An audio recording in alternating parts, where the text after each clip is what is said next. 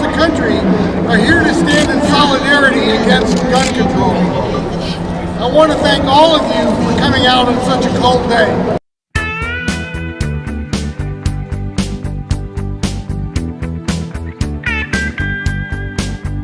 Well, we won't back down. We're gonna stand our ground. We know you're trying to open the gates of hell, but we won't back down. So yes, we'll stand our ground. We won't be pushed around. We must keep you from putting our kids in the ground, so we can't stand down. No, we won't back down. We won't back down, baby. There ain't no easy way out. We can't stand down, brother. So we'll stand our ground. And no, we won't back down. 'Cause we know what's right. And we got plenty of fight. And if you think you're gonna keep pushing us around, well, you'll lose that crown. 'Cause we won't back down. We won't back down, baby. There ain't no easy way out. We can't back down, brother. We've got to stand our ground. And no, we won't back down. You know, it's pretty clear that these lunatics think they have the right to strip us of our rights of self-defense. And if they're willing to do that, what else are they willing to do?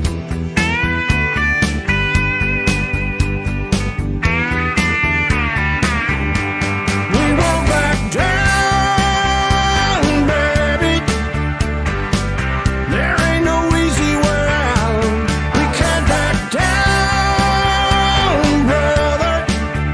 No, we won't back down. Back down, baby. There ain't no easy way out. We can't back down, brother. We've got to stand our ground. So we won't back down. No, we won't back down. Virginians, you won't fight this fight alone.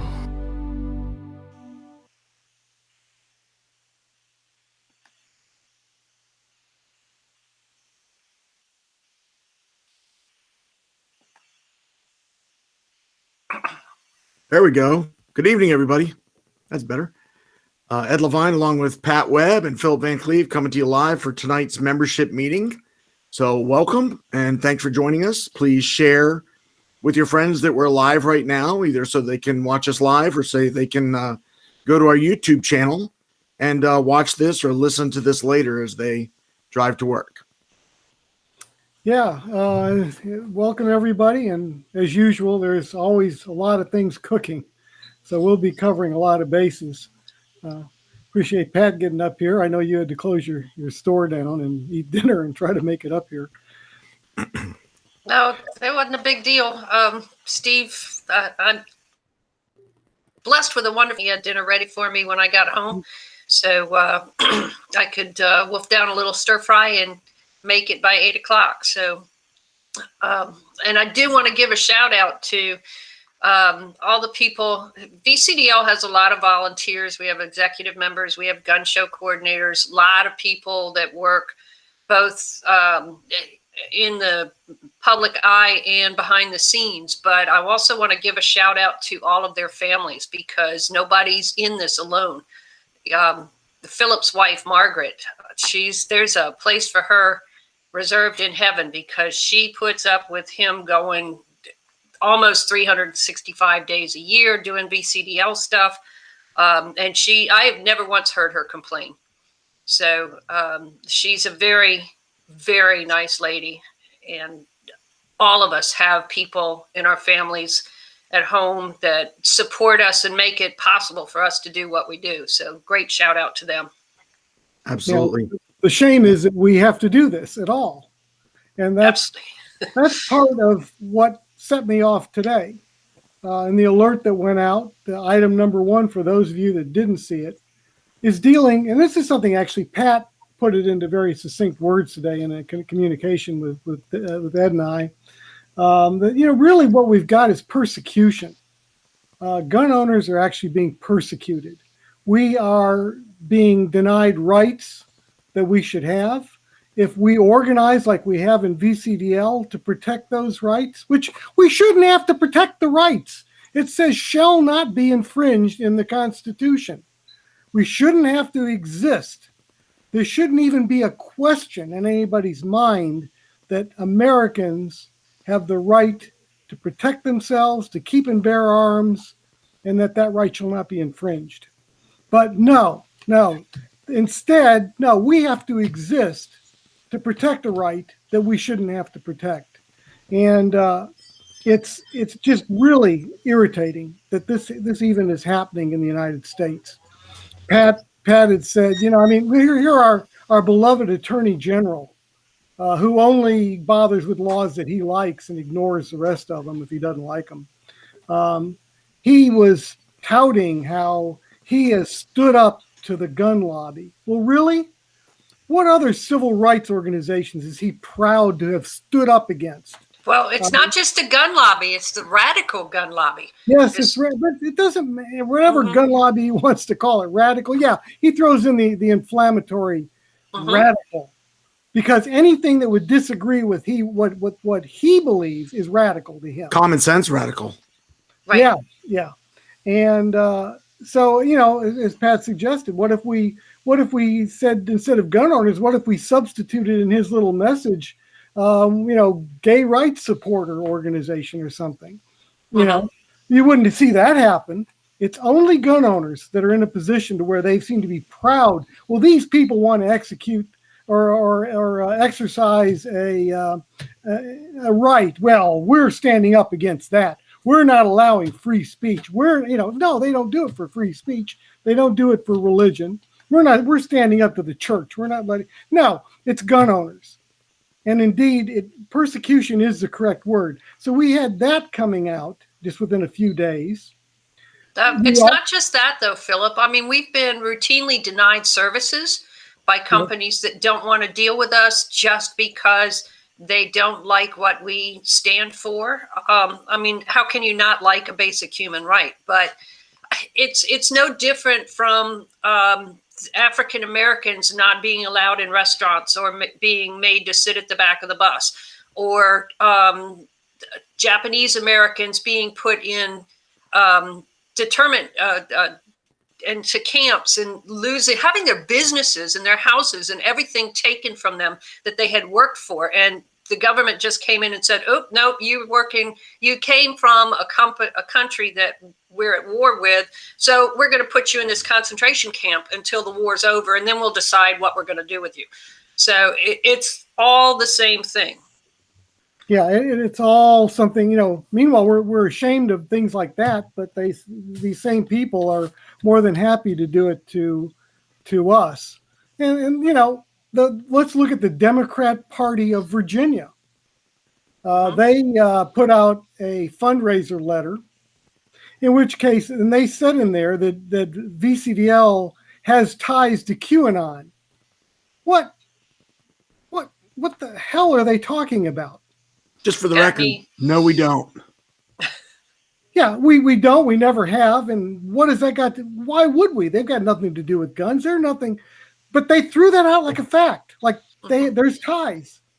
There are no ties. But I'm saying right now, everywhere I'm looking, people affiliated with gun control and leadership in the Democrat Party are really lying, deceiving, and everything to go after gun rights, gun owners. They've targeted us directly in 2 of these things, and generally with the Attorney General saying, well, he stood up to these, extreme gun rights organizations. And then, of course, we have Lori Haas and the whatever it is that she belongs to, the Coalition to Stop Gun Violence, which, by the way, I believe the roots of that were something like the Coalition to Ban Handguns was the original roots way back in the 70s. So that tells you where they're coming from. But, there we've got libel. There she said flat out that VCDL is a domestic terrorist organization, and that has a legal definition. She called us criminals. Not she thinks we might be. She said we are. That we do things by violence and crime to intimidate people. And stay tuned on that one. Stay tuned. I feel personally damaged because I'm a member of the organization, and she said it about every one of us. Sure, she slandered everybody in this organization. You want to meet the most wonderful people in Virginia? Talk to our members. You've met them. These are the cream of the crop, in my view. These are the nicest people. They give you the shirt off their back. If you ask them for it, just don't mess with their lives or their families. Please don't, Ed. Don't do that. But other than that, these are the nicest people out there. But they don't kowtow to throwing away their rights because a bunch of people that are afraid of their own shadow want to take away our rights. The ones that are afraid of their shadow need to get psychological help and get over that. I'm sure there's ways that can help people like that. But that doesn't affect us, and we're not going to let it affect us. But I'm tired of it. I know you guys are tired of it. It's just gotten to the point that's just overwhelming. It's just one thing after another, and they're ripping us apart in a way that nobody else would be tolerated to be attacked like they're attacking us. So there's going to have to be some lessons learned here. That's all I'm going to say at this point. Just stay tuned. Hey, when Pat was doing some shout outs to people and spouses and things like that, some of the stuff behind the scenes you guys see and it comes out to you, but you don't know how it happened or what happened. And without getting in all the details, I just want to say there's a gun photographer out there named Oleg Volk, OLEG VOLK. You can Google Oleg Volk guns, and you will find he's made most of the posters that you see in any gun campaign, whether it be for any of the organizations that you know of. He gives us free pictures from his catalog, and like our VCDL TV guy, Matt Gottschalk, takes those pictures and makes magic with them for our ads and our things like that. So in some of our ads and things like that, those two worked together, did a bang up job. So I just want to publicly thank them for their service and their commitment to the VCDL.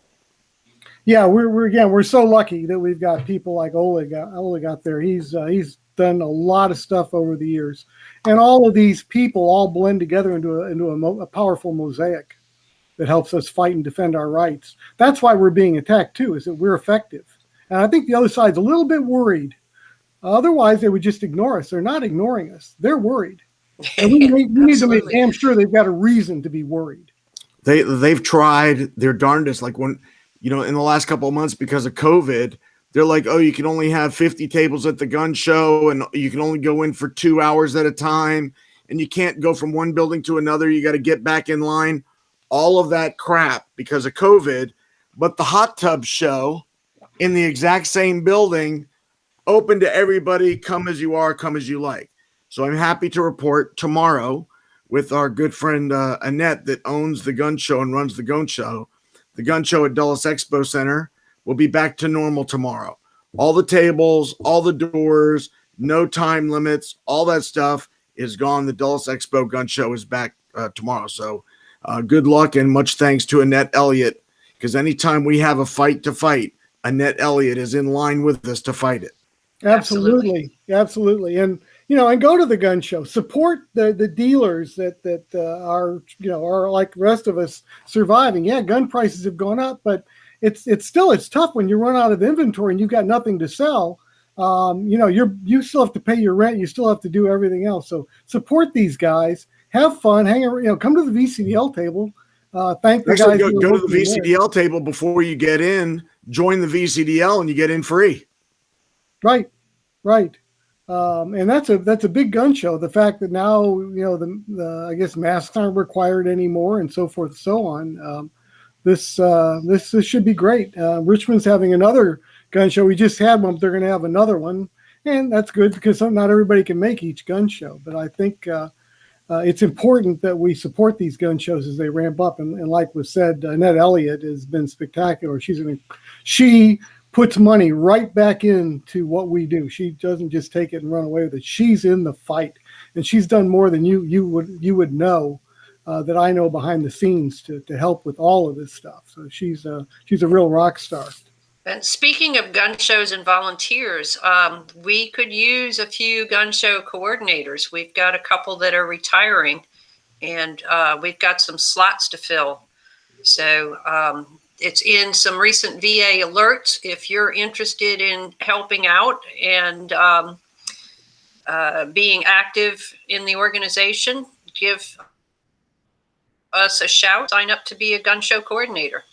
Yeah, and though any of you out in the western part of the state, southwest around Roanoke, Al Steed, who's been a board member and a real driving force that brought the western part of the state into the fold in a big way. He's stepping down. He's got some other things he's got to do. He's dedicated many years to this at that position, and we need somebody to replace him. Otherwise, we're not going to have much representation out in that part of the state, and we need to have it out there. That's an important part of the state, the key part of the state. But we've got to have somebody out there. I remember the early days in VCDL when Dennis O'Connor and I, both of us from the Richmond area, got in the car and drove 3 hours out to Roanoke to run a gun show because we didn't have anybody out there, and then packed up after 2 days and drove all the way back to Richmond. Then Al came along, and boy, the world changed overnight. You really need somebody local out there that walks the walk and talks the talk and can get the job done. So if you can help with this, even if it's just being the gun show coordinator, which Al is also the gun show coordinator, that would be very helpful. He's the one that's coordinated, we just had that Roanoke Rifle and Revolver Club pistol shoot for benefit for VCDL. VCDL made $1,700 that afternoon, and everybody had a blast. No pun intended. Huh? No pun intended. No pun. Yeah, pun intended. No pun intended. It was wonderful.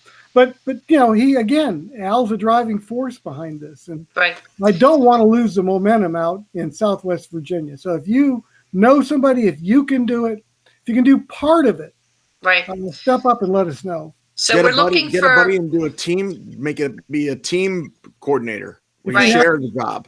we're looking for coordinators, coordinator and co-coordinator or assistant coordinator in Fredericksburg, an assistant coordinator in Chantilly, an assistant coordinator in the Chesapeake area, a coordinator and an assistant coordinator in Southwest Virginia.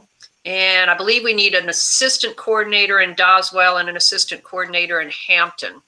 So those are the areas where we're specifically looking for help right now. So if you're in one of those areas and you can volunteer, give us a shout and we'll let you know what all's involved. Yeah, it's a good and a bad story. It's because we're shorthanded because the organization is growing.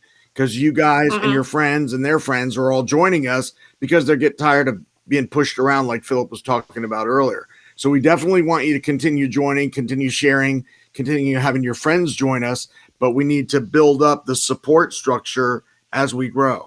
Yeah, the assistant positions are all new. We've realized that, number one, we don't want to burn out our gun show coordinators by having too many things all happening one after the other. People need a break, the volunteers, but that's where an assistant coordinator comes in. And it will then allow us to do more things that aren't even gun show related. I mean, we can reach whole new audiences, and we have been, by going to non-gun show events as well, going to just various farm markets, community festivals, carnivals, all of that stuff. And you would be amazed at all the people that come up that haven't heard of us but are very supportive when they learn, and how many people will then sign up. The bigger we are, the more we can do. So please keep that in mind. If you can volunteer for these things, again, as a assistant or a secondary coordinator, the load shouldn't be very heavy at all. But again, we try to share that load so that nobody has to carry an extreme burden. Al, Right. like I say, Al's been a rock star there for doing what he does. And he And does it's have a lot of truth. fun. You work with some educated people that have been working gun shows and know the rules and everything a long time, and you hear the questions asked and hear the answers, and after 15 minutes you've got it down, and it's just fun to talk to people and hear their story and share your story, and you build some friendships and some relationships, and people have gotten jobs out of who they know in the gun industry. It's just a big ball that just keeps growing and snowballing. Yeah, the things that you learn is just being at a gun show like that at the table. The things you learn are incredible. But what I really enjoy is the people that come to us, and because we are the place to go if you want to know about gun laws in Virginia. If something's going on and you need to notify somebody that some county's violating the law when it comes to gun, whatever, they know that VCDL is the place to go. You'll get answers there. These are the experts. It's really fun to be at a table like that and to be in that heady position. So for the people, I'm getting ready to post it in the comments here. For the people that want to find out more about volunteering, you can contact our state coordinator, and I'm putting the email address in the comments right now. I think. Nope. Too many letters. All right. And those that are following Pat, if you see in the comments, she's Gadsden Guns. So that's Pat. If you see the depending on who logs into the live first or whatever, it assigns whether it's me or whatever. So yeah, that Gadsden Guns link is from. Oh wait. That's me. Sorry, that's my alter ego. It held it in moderation because of the email address, so I had to approve it to go through. Okay. That's So Mike Wilbert is our statewide coordinator. He's worked many gun shows, and his health wouldn't let him do it anymore, but he still wanted to be a part. So what he does is works with all of the coordinators and helps them do their job and tries to make it easier on them to do their job. And I saw Brian Dunn on here. He's one of our coordinators from down in the Eastern Shore area. And he said if someone wants to help out in Hampton, it would be greatly appreciated. So, yeah. So that's something to keep in mind. Help, a lot of people do it. They say, how can I help? That's one of the first things I say. Volunteer for a gun show. That's how you can help. Or volunteer for anywhere else that we're going to be. We're trying to get to be in as many places as we can be without totally burning out people. That's why. Right. And if you have a community yard sale or a community festival or a church festival or anything like that, and you feel like you want to set up a VCDL booth for just a one-off event, you can contact Mike Wilbert and he will get you set up with a booth and signs and brochures and things like that you can hand out and let people know about the organization. I am amazed at how many gun owners have not heard of VCDL. It's utterly amazing. Pat, looking at the email address you put up there, are you sure that's correct for Mike? I think no, there's no spaces in it, so it's going to be. I'll put it again. It should be gun show COORD for coordinator. You have coordinator gun show cord. Yeah, the paste didn't work very well. But if you guys ever want to know, just go to vcdl.org. And under the contact us, there's a list of people and their email and how to get a hold of them. And I was responding to a message, so I didn't hear if anybody answered Liz, but Liz is like, can I apply to help? Even though I didn't live in one of the areas mentioned? Absolutely. Every area, whether we listed it or not, would welcome your help because it will give a little bit of a break to the heavy lifters that do this day in, day out, gun show after gun show. And when you're logged into the website, if you're a member, you can log into vcdl.org. And once you're logged in, you'll see a tab that says groups on your page. And you can click on that and go to the gun show group and communicate there directly with gun show coordinators. You can ask questions about how to volunteer. You can contact the coordinators through the website like that. You also, some of the events will be posted on that. Not all of the gun show coordinators posting their events onto that group yet, but we're working on it. Also on there, and I'm still working on getting all of them populated, the local government watch groups, watch teams will each have an individual group on the webpage that you can join, and you can communicate directly with the watch team leader. And if you see something that your locality is doing, you can pop on there and contact the watch team leader so that they can get a hold of Philip, and we can get something moving to support or oppose whatever ordinance is being considered. Right. And the watch team for local government, that's an important thing that we have out there. And that's kind of our eyes and ears in all the localities. We have over 190 people that volunteered for that. It's important that those 190 people keep track of what's going on. It's easy to kind of say, well, nothing's going on, and drift away from it. The minute you drift away from it, something will happen. And like, I didn't learn about what was going on in Albemarle until late yesterday, and there's no way I could get an alert out in time to let everybody know, hey, we should be contacting Albemarle to tell them not to go after more local gun control that they're considering. But the main thing is that we still have time now to respond to Albemarle. And again, same old thing. They can show, I'm certain they've got nothing to show where they've had any problems in their government buildings or any problems in their libraries or their parks, but they're going for a gun ban. Just in case. And they're not exempting the people that don't ever commit crimes, which is your concealed handgun permit holders. They're not exempting them. It's the same old rot that we've seen from Northern Virginia, and the same stuff that we're suing Winchester over. The only thing that they're not doing in Albemarle is they're not doing the extra step about any events that the event becomes a permitted event or event that should be permitted. Probably because they don't have any such events in Albemarle.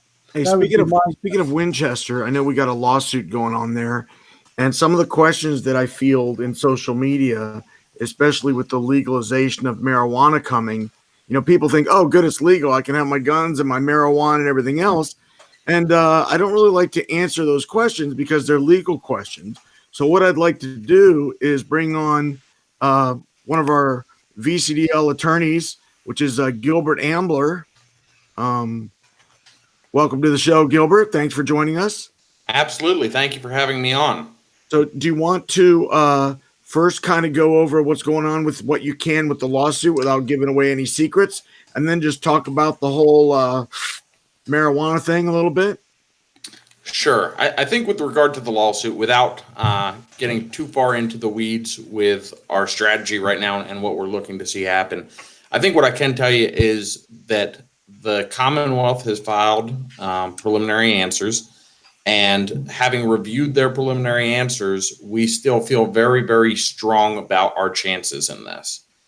We feel good about where we are. And so I guess I would just say with respect to that, stay tuned. And as we have updates, we'll absolutely get that word out and make sure everyone's aware of those updates. For your other question, which is involving marijuana and firearms owners, this is a crystal clear subject under federal law. Does not matter what the state says. Under federal law, if you use marijuana, if you're a marijuana user, it is unlawful for you to possess both firearms and ammunition. And that is true irrespective of whether the state has legalized marijuana. It's true if you live in a state that gives out medical marijuana cards. None of that matters. And in fact, when you go to purchase a firearm from a gun store, you're going to fill out a 4473. You're going to fill out a federal form. And right on that form, there's an included question that asks you, are you an unlawful user or addicted to a controlled substance? And it goes on to explain, when you read it carefully, and you should always read those forms carefully, it goes on to explain that a controlled substance includes marijuana. And so what Virginia has done here is Virginia, by legalizing marijuana, they've given people a sense of ease that people will be eligible to possess both firearms and marijuana, because all of a sudden the state says it's okay, right? And that is absolutely not true. What they're doing is they're setting gun owners up. I've got a good friend who's an attorney up in New Jersey, a guy named Evan Knappen, who's a very, very high-profile firearms attorney in New Jersey. And Evan always says, you can have fun smoke or you can have gun smoke. You can't have both. And that is very, very true. I tell people I've always thought this was like a backdoor to gun control, and they're like, "No, this has nothing to do with it." I'm like, "You are incorrect. In fact, I'm so sure you're incorrect. I'm going to get our attorney to come on live and tell us so." Sure. Now, the other thing I do want to make clear to people, and Pat and I were actually discussing this recently, is if you used marijuana in the past, that does not automatically mean that you're precluded from firearms ownership forever. Okay. It's not a permanent gun ban because you one time smoked marijuana back in high school. And so I also don't want to scare people that way. The ATF has said that arrests within a year or evidence of possession of marijuana within a year of possession of firearms or ammunition could be used to support prosecution. Here in the Fourth Circuit, we have some cases that stand for the proposition that to actually convict you, they have to show a pattern and recency of use. Now, one way they could show a pattern and recency of use is if they pull you over and they smell marijuana smoke in the car, and you do in fact have marijuana in the car, and you also have a firearm. Now we're talking about a federal crime, okay? And that's a federal crime that they can likely prove in that scenario. So I know there's lots of people out there very, very excited to see marijuana being legalized. But keep in mind, if you are a gun owner, it is still off limits for you. And I don't really know a lot about the law, but Jason King said ABC scans your ID, and I guarantee they'll put you on the no-buy list. Is ABC got, what do they have to do? I don't know the answer to this. I haven't looked at it. Is ABC going to be part of this? Frankly, I would have to do more research because I'm a firearms attorney, not a marijuana attorney. Yeah, I don't know. And so I could look into it. I suspect that a lot of the systems probably will not communicate that much. And what I mean by this is up the road, I practice in Pennsylvania. I'm licensed to practice in Pennsylvania as well. Up the road in Pennsylvania, they've had medical marijuana for a while now. And my advice to those using medical marijuana in Pennsylvania is they still can't possess firearms. And a lot of times people say, well, what do you mean? They make admissions, they say, well, I've had my medical card. You're telling me that it's unlawful for me to go buy a gun right now? And I say, absolutely it would be. And they say, well, how would they know? And that's a good question. Practically speaking, they probably wouldn't know. Legally speaking, it's absolutely a problem. And who wants to roll the dice on a federal felony? Because that's what we're talking about here. We're talking about rolling the dice on a federal felony if you're in possession of marijuana and firearms. Well, I think the point here is that even if your background check goes through, because we all know that with government agencies, the left hand doesn't know what the right hand is doing.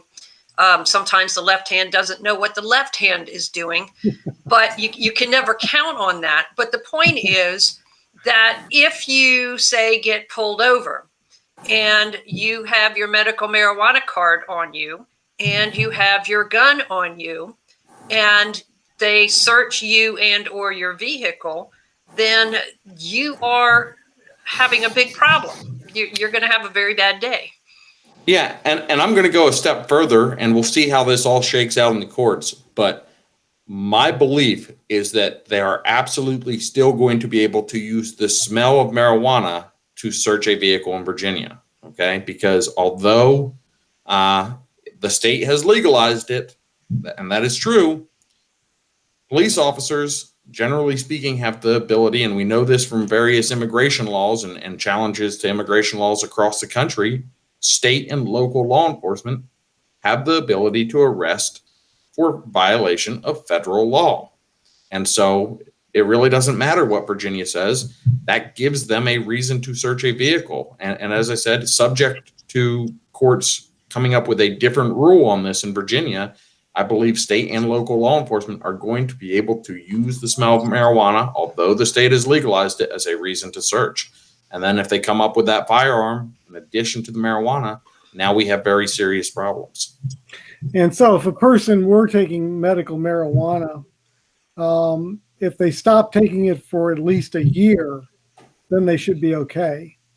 Yeah, and again, this is like many things that the ATF has done. There's no statute saying that, right? It's not written down into, we're not going to be able to pull a federal statute and say, oh, after a year. This is the ATF's interpretation. And so I would tell you that on a pure legal basis, I think there is a solid argument that even the next day after you give it up, you're no longer an unlawful user. Okay. You were a user. You're no longer an unlawful user. That's a legal argument, however, and no one wants to be the test case on this stuff. And so what the ATF has said, and the ATF has put people on notice, is the ATF has said, we think that line is not the next day. We think it's a whole year. And so they're telling you they're going to prosecute you if it's within a year. And so I think the smart advice for anyone out there who's in that position is wait a year. Or better, if you can, just stay away from it if you can. Sure. And I'm speaking specifically to people who may have already, possibly even unknowingly, given up some firearms rights and now want to know what they can do to get those rights back. Yeah. Well, we certainly don't want anybody to get in trouble. That's for sure. Certainly not with a federal felony. Jason is asking about what is when the ABC scans your driver's license when you buy liquor. That's just a computer program that tells the cash register whether you're old enough to buy the liquor or not. Of course, that could change. You're muted, Ed. They send people into the store that are 20 years old with beards that normally would look well enough, old enough, and then they charge them. So they're like, okay, we're IDing everybody, and to prove that they ID'd them, they scan it. And I'm seeing a question over on the side saying, so they can lie that they smell marijuana and search people's cars. And as a very practical matter, can they? Of course they can. I mean, this is a very fact. This is the type of thing a defense attorney challenges, and we do regularly challenge. And 99.9% of law enforcement officers out there are good law enforcement officers who are not going to act improperly in that manner. There are that very, very small percentage who will use and abuse the powers that they have. And yes, it's a possibility. And so that's a possibility for you tomorrow. Even if you've never, ever used marijuana. Now, if people like what you have to say and they get jacked up or in trouble or whatever, and they want to actually either through US Law Shield or through Ambler law offices, how do they reach you, Gilbert? Yeah. So certainly if they have legal problems or legal questions, one of the most affordable ways to become a US Law Shield member, because that way they'd be US Law Shield will pay for my time. Alternatively, they can absolutely reach out to my office, amblerlawoffices.com. You can also give me a call, which is 540-550-4236. Very good. Thank you for having me on. Thanks. You want to hang for just like 2 or 3 minutes and see if any questions roll in, because there's a little bit of a delay? I will do so. If that doesn't happen, then we will drop you like a hot potato. Sounds good. Good to see you all. Okay. There was also a question about the rifle arm braces and stuff. That's the comment period is running right now. So where this will go, we don't know. At the end of hopefully, if they get a lot of comments, the BATFE, better known as BATFE, will have to look at all those various comments, which hopefully there's it'd be great to have 1 million of them. That would take up some time. Go through and process all that, and then they can take it from there, whether they drop it like a hot potato, like Gilbert there, or whether they decide to plow forward with it, or they modify what they're doing and go forward with that. We won't know for probably a couple of months yet. I think it's like a 90-day comment period. So we'll see where that goes. have been looking at experimenting on my side.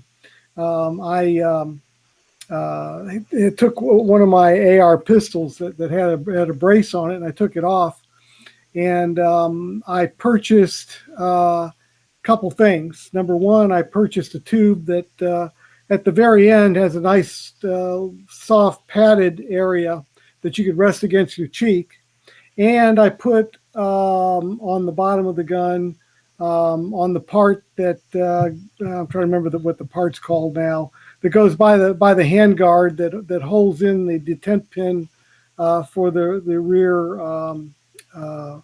disassembly lever. Not a lever, but a pin. Anyhow, I forget what that's called, but you can buy one of those and replace what you've got on there, and it allows you to do a quick detach sling connector. And my particular setup has a quick detach on the handguard as well. And I wasn't sure how that would work. I mean, was it going to be like really, uncomfortable or hard to deal with? And I tried the 1 point, and I just didn't like the 1 point. The gun just hangs down and flops around. There's just no way to do it. But a 2 point, believe it or not, actually worked pretty well. In fact, and with the cheek weld, which you don't really need, but with the sling, with a 2 point sling, you can push that gun out, the pistol, and the sling. Really, you put tension on that sling while you're holding that pistol straight out, and it's very steady to do that. So this weekend, I will be going to the range to give all this a try to see how that actually works. I'm hoping we don't lose the case, but I'm looking at options anyhow to give people, if at the end of the day this goes south.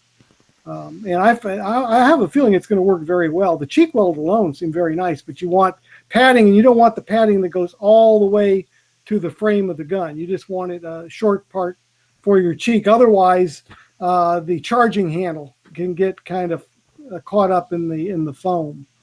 But I'll put more information out once I've played with this later on, if it turns out that we're going to have a problem with these things. So were you talking about an end plate with a QD hole in it? Yes, an end plate. That's the part. Yeah, that is right there where the tube, recoil tube meets the It goes under your castle nut. Goes under the castle nut, and that one's got a QD disconnect. And the QD. Sorry to interrupt. I don't see any more questions for Gilbert, and he's like $1 million a minute and very busy, so I want to release him. See y'all. Thanks, Gilbert. Thanks, Gilbert. Bye-bye. There we go. Okay. Well, now we're only down 500,000. Right. Okay. So, anyhow, that's just something I'm throwing out there. I just like to look down the road at various issues and not be caught unprepared. Hopefully this will go okay, but you never know, especially with the administration we now have in power. So, if this works really well, I'm going to be sure and let everybody know. Well, so what other questions have we got out there? 3 point style sling braces. I'm sorry, Grimbach was saying SAS 3 point style swings braces.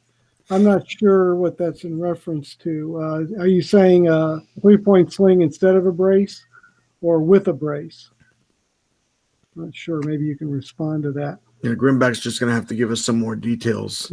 Yeah, just what more what you want to know there. On a totally different subject, I had someone write in on the website, and I don't want to say their name because I don't know if they wanted to ask this publicly or not.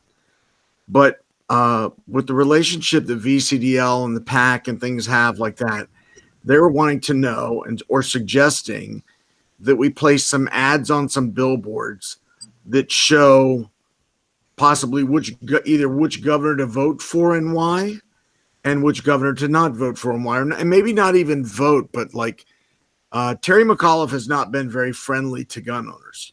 So maybe just statements. Terry McAuliffe vetoed your right to carry or this. Terry McAuliffe said he wants to ban ARs. And I'm just paraphrasing. I don't know exactly what we would use, but stuff like that just to educate Joe Blow public with his blinders on that's not aware of VCDL, works 5 jobs to support his family and is a gun owner and just drives to and from work, and would have that light bulb moment when he sees the billboard. He goes, wait, what? I thought he was a gun owner. I thought, just to get that started. Well, we are an educational C4, and we can do that. We could do that. Now, what we wouldn't do is tell you to vote or not vote for somebody, but the PAC can do that. Sure. They could run their own signs, and maybe they will. But education, absolutely. And I think that's a very, very good point. I truly believe that especially people new to Virginia, they should be educated on Terry McAuliffe's history with guns and gun rights and things he said and what he did as governor. And I think more than likely that has not gotten better, but is probably going to get worse as time has gone over the last 4 years. There is a pretty cool video I've watched. It's like 20 minutes long, and it's called fastterry.com. And I just posted the link in the chat. Take 20 minutes one day, and it will show you who was our governor and who they've put up as their candidate for governor again. Just an interesting little 20 minutes about some people in Virginia that had to deal with him on a one-on-one basis. Yeah, we certainly saw plenty of pro-gun bills, really good bills, vetoed. I was going to say he's got a heck of a veto record. Oh, really? Absolutely. Not that our current governor doesn't either. Well, our current governor didn't have as much of a chance due to the General Assembly balance, but I'm sure he would have had we had a more favorable General Assembly. Yeah, absolutely. Which I'm proud to say, this time around, we are running someone in every single seat instead of leaving like 22 seats empty.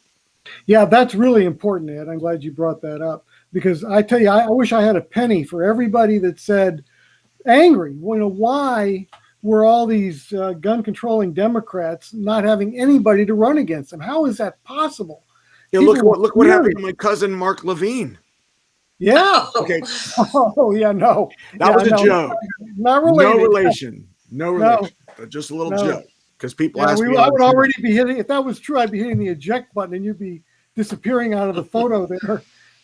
Now the other guy, Mark Levin, told me he's told people I'm his cousin all the time because we were standing there. We both had our beards and we looked alike. And he's like, "Yeah, it's my cousin." Yeah, that's okay. That's okay. Mark Levine, no. But yeah, that was that. I tell you what, that made my week. I mean, in fact, it caught me by surprise. I was just looking at the results from the primaries. I just happened to glance at him early on, and my mouth, the jaw dropped open. I just stared at the screen. I couldn't believe it. Yeah, my jaw dropped like when I saw Joe Morrissey get reelected, and he's the guy that brandished a borrowed or stolen firearm in the General Assembly, whipping it around with his thumb in the trigger hole, and just so much more personal problems. And they loved him, and they still elected him. I just don't get it. Yeah, I think the party itself wasn't really thrilled with him, but I got to hand it to him. I mean, when he wants to do something, he goes for the gusto. It's for better or for worse, he does. And so the party trying to find ways to discourage him didn't work. He decided he was going to run anyhow, and he won. I can't explain it, but there it goes. Let's see. Yeah, so anyhow, that made my week. I mean, absolutely. And the thing about it was, again, he was Mr. Gun Control as I saw him. He was constantly lobbying. Every time he would lobby on anything, or running when he was running, not so much lobbying, but running and touting himself and so forth in his political ads, gun control always came up. That while others in the General Assembly occasionally will bring it up as something, he brought it up constantly. It was a never-ending story. He was putting in the really bad stuff. He's the guy that did the assault weapon ban on the House side that died in 2020. Some of you may remember the video of him. He was in the Senate committee, that bill to ban assault rifles and suppressors and limit magazines to 10 rounds. That was in committee in the Senate.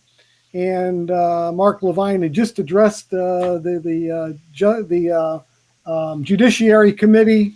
And behind him, the room was jammed, but mostly with our people who had all spoken against this thing. And that video was just wonderful because it was the video taken by so that the audience could, or the people sitting in the area could see the view down to the person on the podium. And his bill was killed. It went down by a good margin with the many Democrats voting against it. And the whole room exploded in cheers and people standing up. There were sheriffs that had spoke against it. They stood up and clapped. And the look on Mark Levine's face was priceless. I've got to get a photo of that and hang it on the wall. Just the look on his face when the whole room behind him just exploded in support of his bill going down in absolute. And he's a Levine. He doesn't even share my Levine name. So it was probably the same look he had on his face when he lost not one but two primary races. I love to have been a fly on the wall for that one. Yes, I did a little happy dance on that. Yeah, he actually thought he could win this stuff. That's what gets me. He actually thought he was somebody that the state. I mean, what fantasy was he thinking that people out west and even in central Virginia and southern Virginia and most of eastern Virginia and parts of northern Virginia, in what universe did he think that they would support somebody like him that was absolutely out for gun control, that he was going to make it as a statewide candidate? I don't know how he had that fantasy. The other people that are on the Democrat side that were on that as well, none of them were friendly to gun owners. There wasn't a single one that was worth anything when it came to gun rights. But he was the activist. He was the one driving it. The other people would vote wrong given the chance, but they weren't pushing this stuff. He pushed it. He got kicked out, and that really that was a real kick to the groin for the gun control groups. Yep, he was one of the main instigators. He would put the bills in, and I mean bad bills. And so, he didn't just vote for them; he wrote them. And he had a very snobby attitude about the whole thing. Anyway, oh yeah. But, you're right. So it couldn't happen to a nicer guy. So Virginia, that's a good one. Samara lost. That was no friend to gun owners. Now, who's going to replace these guys? Are they going to be just as bad? I don't know. I kind of doubt that anybody would be just as bad as Levine was. But the point is, you got him out. In fact, even if you've got somebody that's got seniority and you kick him out and replace him with somebody that's just as bad, believe it or not, that's a win. It is. Well, in the first place, a junior senator or delegate, they don't have the confidence and the arrogance necessarily that ones that feel like they're entrenched and invincible have. And it reminds the ones that think they're invincible that you're not invincible. Absolutely. I don't even know that they make their own decisions. They get told by the seniors how to vote for everything. Yeah, and the other thing is, a lot of these guys probably have never had anybody run against them on the Democrat side. I remember being told a story once by a lobbyist in Richmond about, one guy that had never had anybody run against him. And finally I don't remember if he was Republican or Democrat, but he finally had somebody that challenged him. And the lobbyist told me the guy fell apart. Stressed. I remember that. Fell apart because he couldn't handle the stress. Oh no, what do I do now? Somebody's running. It changed everything. It also changes how they spend money. It changes how they spend their time. This is going to be a very different election, folks. This is going to be very different. And I'm very proud of the leadership in the Republican Party because they put in challengers for everybody. Everybody should have a challenger. Everybody. I don't care if you're Republican or Democrat. There should always be a choice. This idea that somebody doesn't have anybody running against them, I don't care who you are, that's not the way it should be. That's what keeps people on track, knowing that they've got to do their best. It's like at work. You know that if you don't do the job that your boss wants, there's somebody else that'll happily take your job away from you. So it keeps you on your edge, keeps you sharp. And we need to do the same thing with our politicians. Make sure you and your family vote. Speaking of elections, if you have any spare time, I know that's a precious commodity, but if you do, and you can go knock on doors or make phone calls to support some of these candidates that support our rights. By all means, do so. You don't have to be in their district. If you don't have somebody good running in your district, then go to one of the neighboring districts where there's a key race that you may be able to help make a difference in. If you don't have the time, throw some money to the VCDL PAC, and we'll give it to the proper candidates to do the work. Or run ads to support the candidates. Absolutely. Right. Yeah, I think you're going to see the VCDL PAC is going to be a very active PAC. It certainly has already been much more active than we've done in the past. And I think we'll have they're going to have some interesting things to announce that'll be coming up later in the year. Yeah, so if you want to donate, let's give a shout out to our PAC chair, Kathy McNichol. If you want to donate to VCDL or the PAC or both, you can just go to vcdl.org/donate and make your choice. And we thank you for that too. Absolutely. Pat just put the link up for you. And one thing to keep in mind, the money that goes to VCDL goes to fighting lawsuits, running ads, holding events, things like that. But VCDL cannot support a candidate or give money to the VCDL PAC. VCDL gets money from your memberships and your donations and from the gun show events, things that we go to. But the VCDL PAC runs entirely 100% off of donations. They don't have membership. So they are entirely dependent on you and your generosity to be able to support candidates that defend your rights. So it's really important. Both organizations need your support, but the PAC, like I said, since they don't have membership, they're 100% dependent on your donations. And Mayday J, I'll just respond to Mayday J. We are a gun rights organization. We don't care what color you are, who you sleep with, whether you're Asian or anything. We don't care. We just want gun owners, legal gun owners. Mayday J also said, there needs to be a conversation in Northern Virginia with the Middle Eastern and Asians, as they are, very pro-education, but they also come from places that are used to control. And I also found that these groups are, a lot of them are very pro-gun. I spoke to a Korean meeting that was held up in Northern Virginia a few years ago. And the Koreans were very good on guns. They very much understood this. They were immigrants from a country, and they understood the importance of being able to protect yourself. And yeah, we need conversations with all communities, regardless of what your race, creed, religion, any of that is. Our lives are valuable. Or your pronouns. Yeah, all of us should be standing shoulder to shoulder saying we may disagree on other issues, but our lives are the most precious thing. Our lives and our family lives are the most precious thing on that. Go back and look at the videos on Lobby Day on our YouTube channel and look at the cross section of people that are the 80,000 people that are at our Lobby Day. Yeah. It was the worst white supremacist rally ever. So many proud Black people there that day, and Asians, and it was everything. It was wonderful. I mean, what a melting pot. It was I can't remember. Remind me, Philip, how many people got shot or injured or arrested that day? I can't remember. I think it was either -1 or 0. It was one of those two numbers.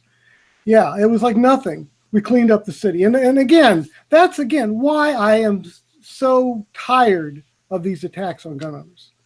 They have, again, you look at, Lori Haas and CSGV, a domestic terrorist organization.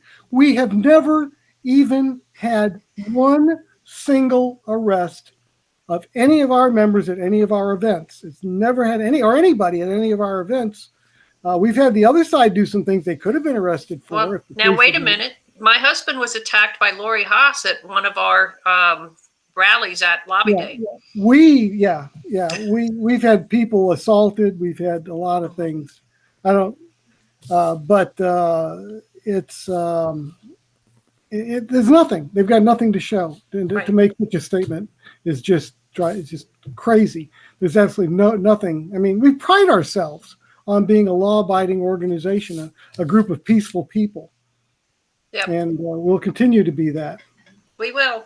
So Bill Osby said voters don't matter, vote counters do. And I posted in the comments there, but I want to say it out loud for the people that are listening later while they're commuting or whatever. You can absolutely volunteer to be an election officer. You can work the polls. You can be an observer just to make sure that everything is done properly. But absolutely, we encourage gun owners to get involved in the election process.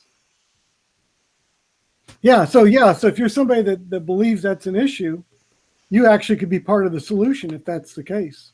But let me tell you, if it really was the issue that everything was fixed, Democrats would be running a very different game right now. We would have very different gun laws if they knew they were invulnerable. You just have to look at how they're acting to make it clear to you. Absolutely, they're scared to death of the voters. They're scared because the elections aren't rigged. And they wouldn't be trying to run so much interference. They for the last couple of years, they have absolutely been trying to throw a monkey wrench in the works every time we try to do something. Bill, you asked where to register with the county or with us. You register with your county registrar's office. And you can go to the State Board of Elections for more information on that as well. Yeah, that's a great thing gun owners could do to help make sure that our rights are protected. You could also work the polls as a volunteer for a candidate that you like, handing out sample ballots and stuff to people going to vote. There's a lot you can do. Yeah, for that you would contact the campaign of the person that you're for. But if you want to work as an election official, you would contact your county registrar's office, and they'll get you signed up. And if they say they're full and don't need anybody, then come work a gun show. Yeah, or work a different one. Liz Moulton said, "Guns don't discriminate; they save all lives," and that's very true. It is. And a lot of people don't know that, because when you save your life, that's usually not a statistic that gets reported. No, it's not. No. In fact, as we all know, since a lot of times saving your life is merely a matter of letting the assailant know that you're armed, and a lot of times that's not even reported to the police. Guy runs off, and the gun owner just takes a deep breath and goes on about their lives. So that's the statistic is not going to really show up much out there. So Pat Murphy is posting some helpful information in the chat window about the State Board of Elections in your county. Has the applications that have to be filled out. And then once it's reviewed, you have a 2-hour training session, and then you're assigned. So Abel Windsor notes that, or a poll checker for the Republican Party. Well, our view is we're not pushing a particular party, but you could be a poll checker. Right. Apparently. So there's all kinds of ways that people can get involved, but the important thing is to do something. Joining VCDL is the first step, because obviously your membership dues help us to do what we do. But VCDL is truly a grassroots organization. So we rely on you guys to step up. We rely on you guys to watch your local governments and let us know when they're doing something that they shouldn't be doing, to work with your school boards or with your election, your registrar's office. All of that stuff is part of being free. Being free comes with a price. You have to be a part of the governance. That's what self-governance is. And Pat, if you're not a VCDL member, what's the easiest way to join? Do you know? Well, you go to vcdl.org/join. That's the easiest way to do it, and it's instantaneous. Once you click that button and join and pay your membership dues, you have instant access to the back end of the website where you can communicate with other members. You'll get a membership card in the mail, and You can add your family members. you can purchase a family membership if you like, where the primary member pays the $25 fee, and then each additional family member in the same household is only $15. Let's see. Jack Jordan says, guess you don't care about Dave Chipman. I'm not sure what that's in reference to. We did have one of our alert items a few weeks ago, told everybody all we can really do is contact our senators because it's a Senate approval of him. So hopefully people have done that. He's under a great deal of they're under a great deal of pressure not to approve him. So they delayed the vote on Chipman until next week, and that may not be a bad sign either. That kind of tells me that maybe they're trying to get some more people on board. Hopefully they won't be able to do it. Also, which is all the more reason to contact the senators. And by the way, do contact our senators, even though they're not the most sympathetic ears. The more people that they hear in opposition, the more reservation they may have on voting for Chipman. But also don't be afraid to contact other senators. They put more weight, obviously, on constituents.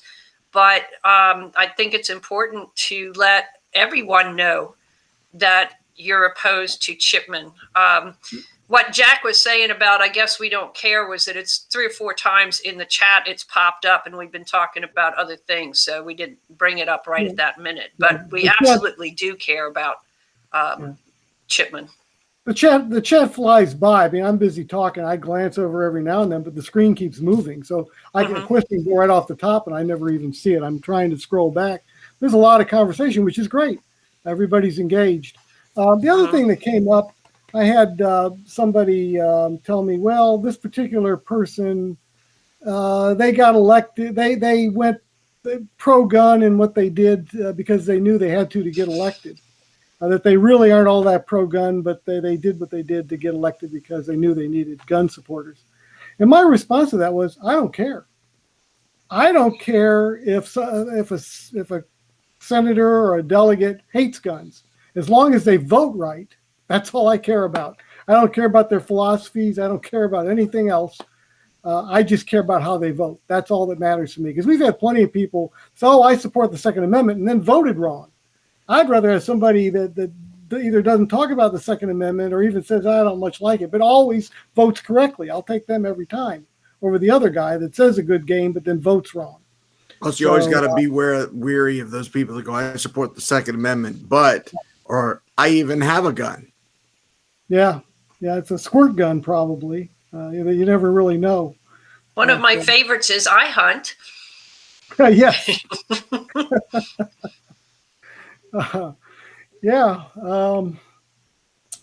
Why would you kill an animal when you go to a supermarket and just buy the meat there?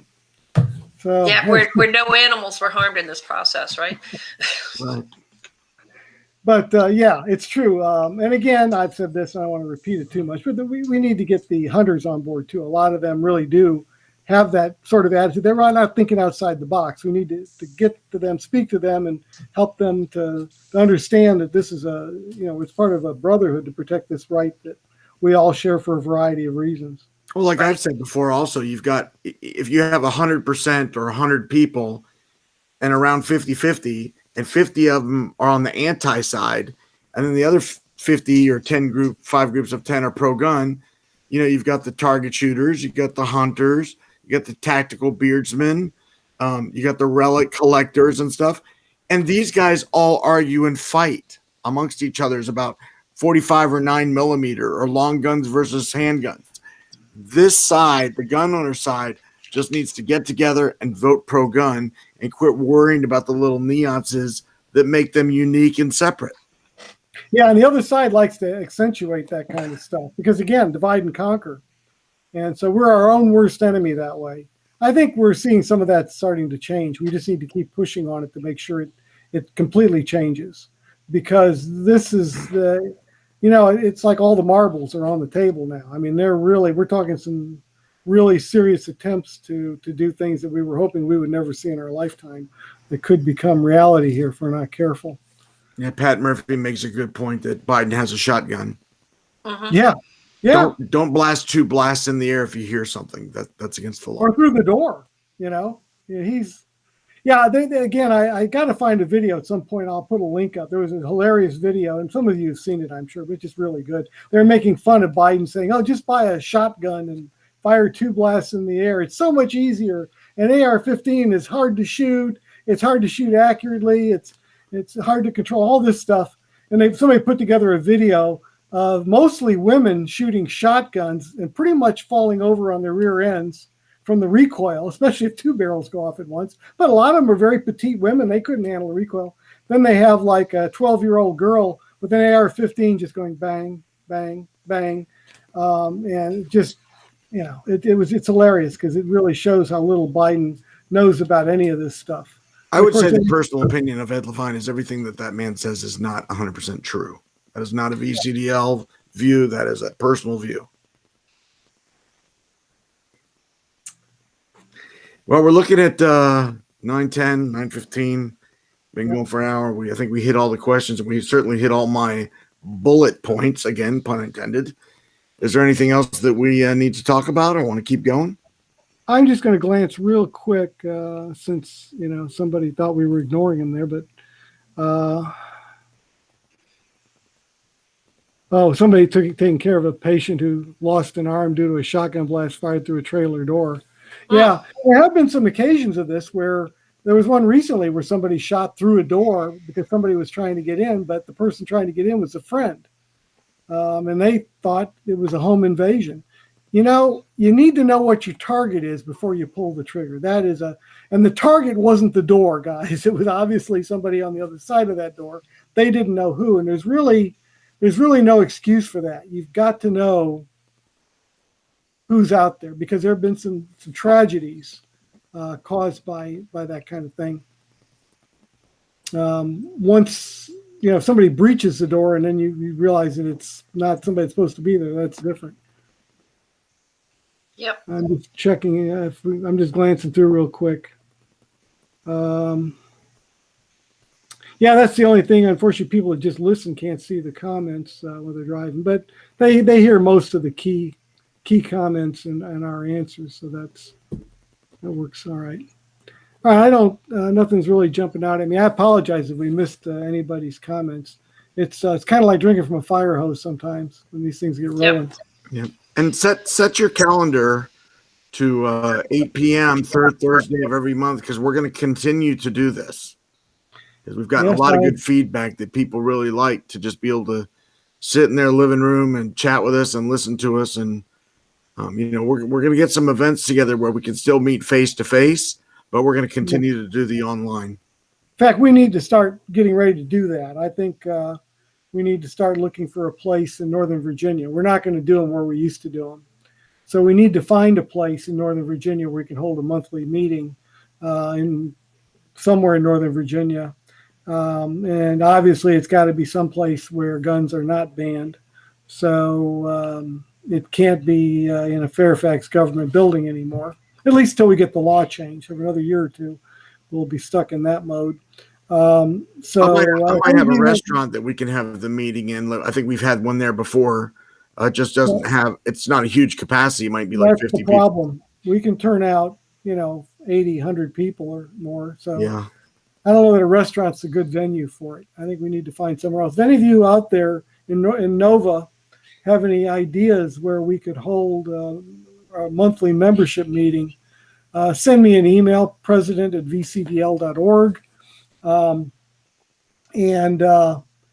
It wouldn't hurt to have input for Tidewater, Richmond, and Roanoke as well. If any of you in those areas have some great ideas where we could have a meeting room. And in fact, some of those areas, it may be easier, like if we hold something in Roanoke County, their library, for example, wouldn't be off limits, where Roanoke City's, I believe, is. Tidewater is pretty much open right now, except for Newport News, where if you have a permit, you'd be fine, but if you didn't have a permit, you wouldn't be able to carry. So if any of you guys have thoughts on that, just send me an email, president@vcdl.org. And we talked about that already, Steve, but just a reminder for people to jump on the ATF website to leave your comments on the rule change. Yep. I guess that's it, Ed. Okay, well, that's everything I got. Pat, you have any closing remarks?